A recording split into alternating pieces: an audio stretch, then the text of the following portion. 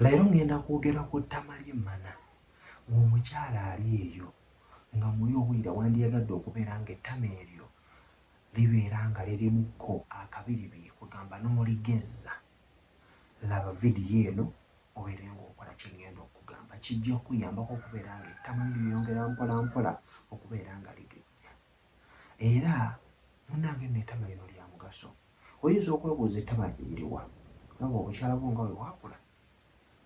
Bwebuno, si bwebuno, naye waggulu wano wabeerawo omubiri guno ogubeerawo. Kino kintu kyo, naye wano waggulu wabeerawo omubiri gw'oyinza n'okukwatako n'ogiraagiramu oti.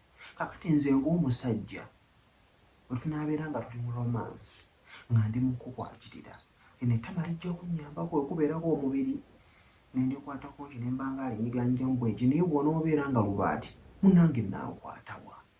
So gezaako okubeera ng'oligengedde gy'ogenda okubeera ng'oligezzaamu, ate kikuyambeko okubeera nti omusajja bw'anaabeera abadde alikutteko, then ojja kwongera okubeera ng'ofuna obwagazi. Gwe omukyala agamba muno tolina bwagazi, kino nakyo kijja ate okubeera nga kikuyambako.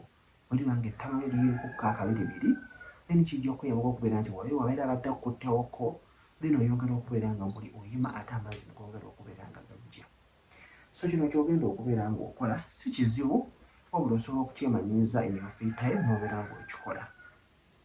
Ojja kufunayo ko akawero konna k'ofunye, akawero kano okateekemukko amazzi nga gabuguma.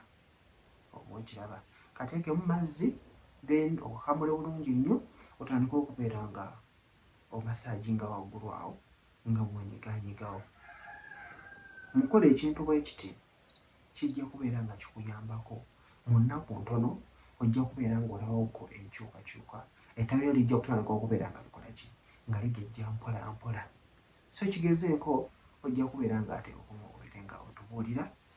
Kojja ntambise muto, kyonna ky'obuuza weeri okubeera nga kansolinga, noonya namba yange ya WhatsApp n'obeera ate nga ojja mu inbox yange. Mbere bulungi, mbaagala